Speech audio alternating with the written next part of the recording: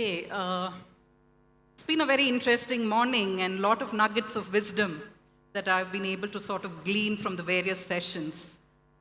What I am going to present to you today is the story of our journey in India, moving from what was 25 years ago, a small organization that supported our Asia Pacific region to drive accounting support.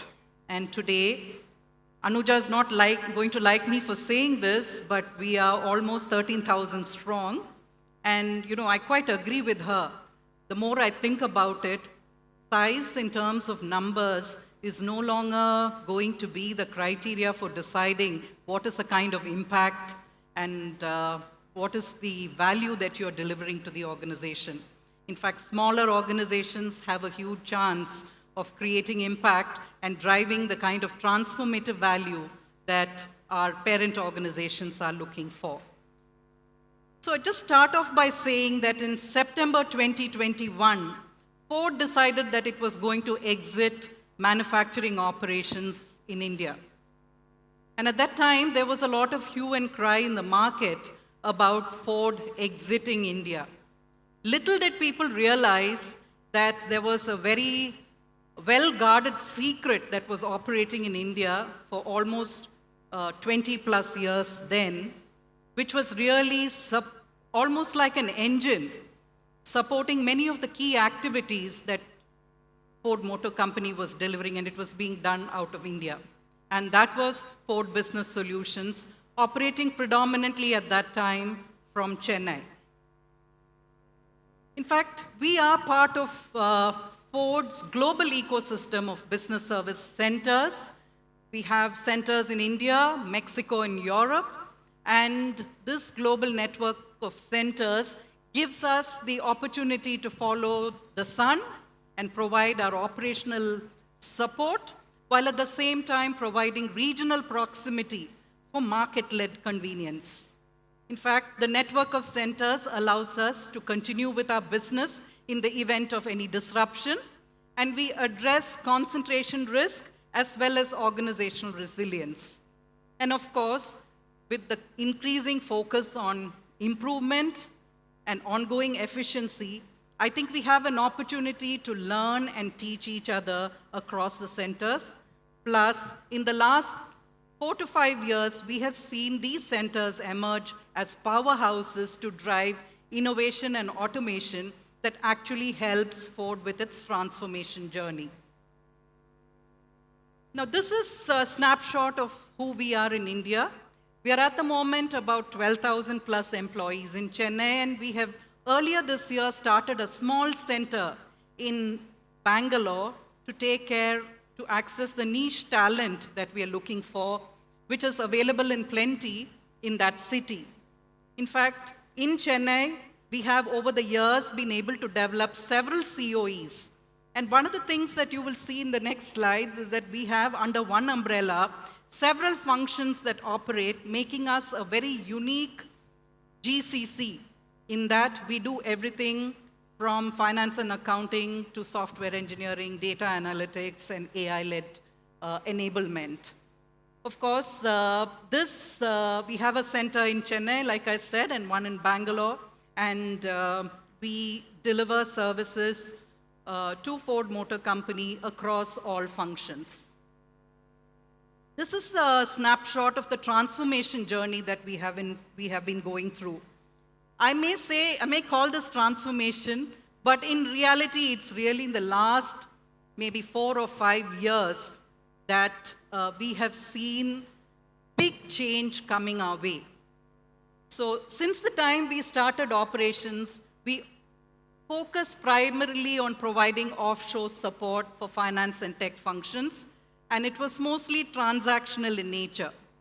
And then, of course, over time, some of those activities developed, and then we sort of expanded to provide that support to becoming some core COE functions being delivered out of the center in India. So if you really look at those COEs, perhaps it's the only place in Ford Motor Company where that activity is carried out, and the responsibility that is delivered at the center is end-to-end with full accountability being given from setting the policy to driving the activities to bringing about transformation and change in those areas. Of course, about 3-4 years ago, we sort of moved heavily into allowing teams in India to take on ownership for certain activities.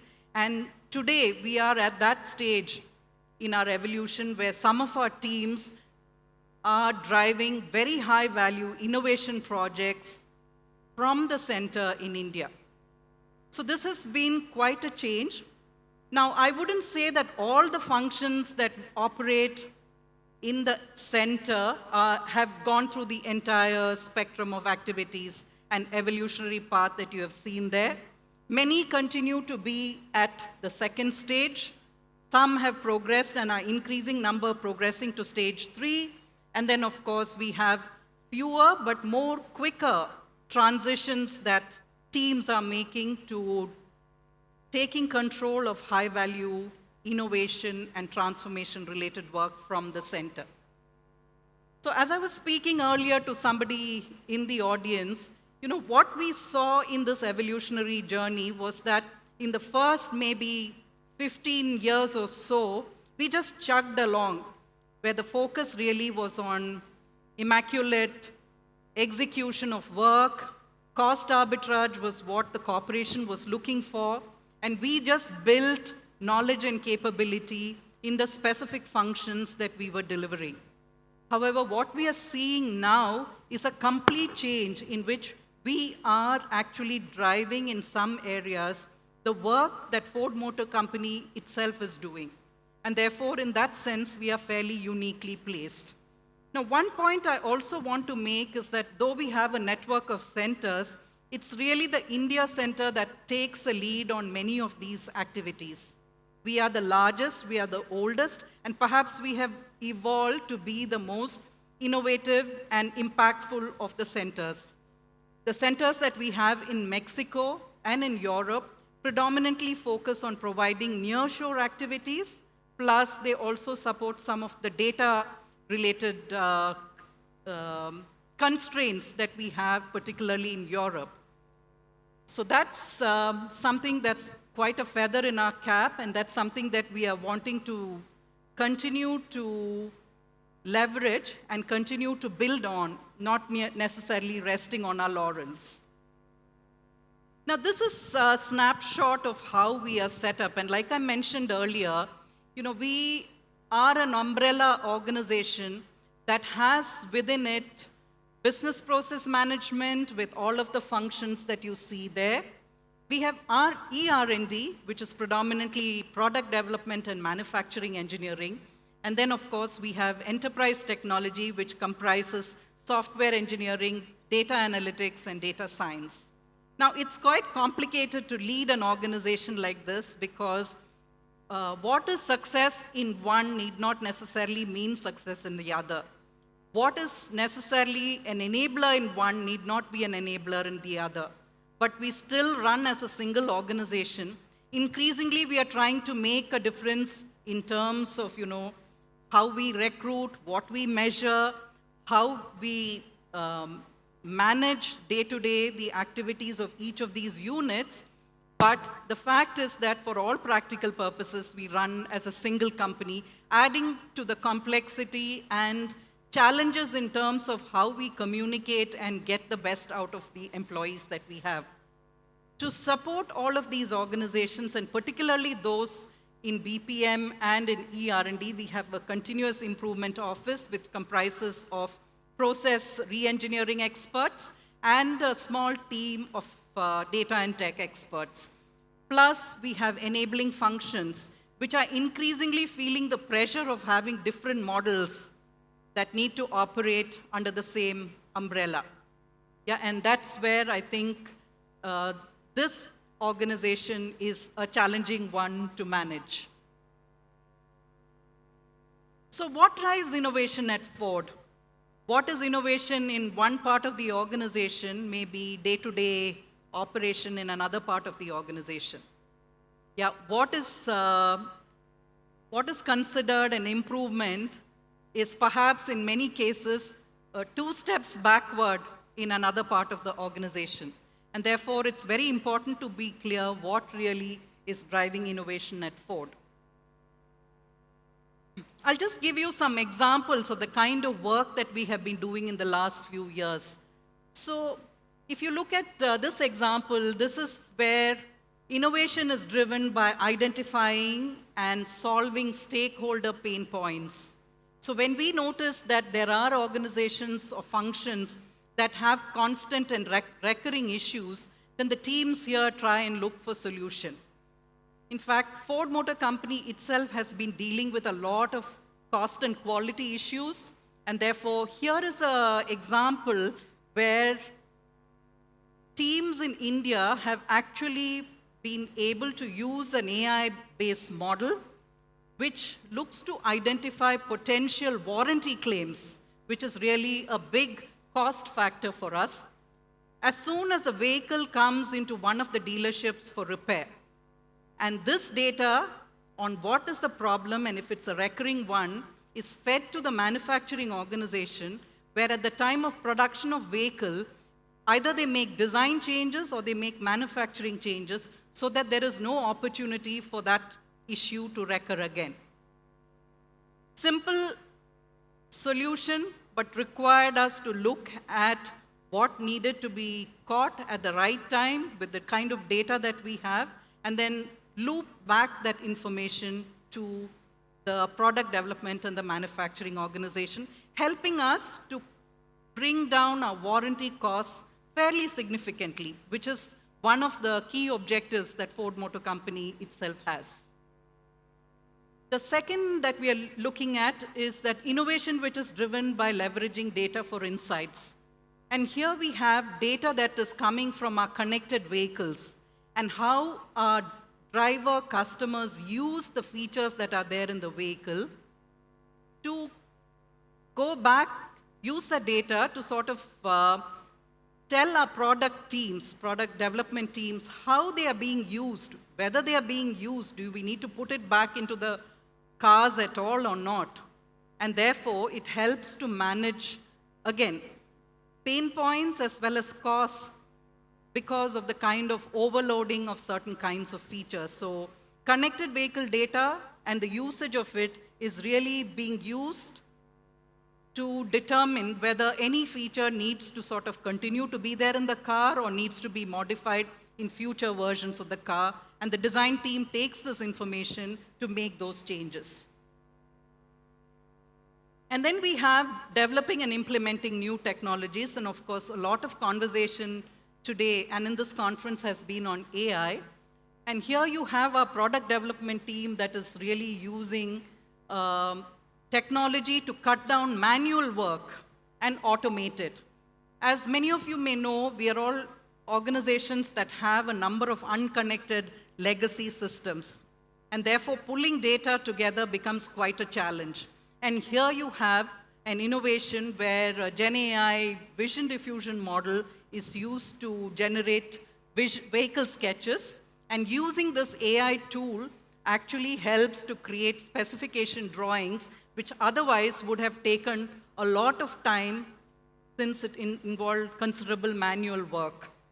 So just a little video that will talk about what this, this is really a tool that looks, we need to provide a lot of our vehicle sketches for the purpose of homologation to government authorities.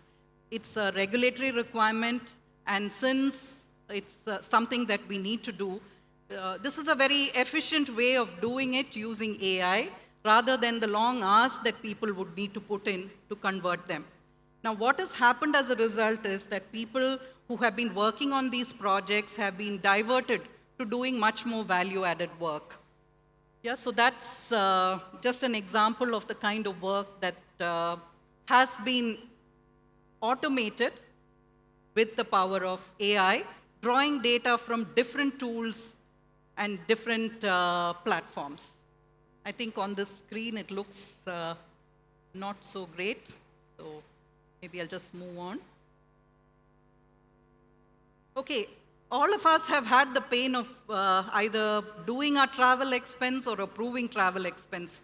You know, in Ford, it's almost a seamless experience, right from person sort of making the reimbursement claim to leaders who need to approve it.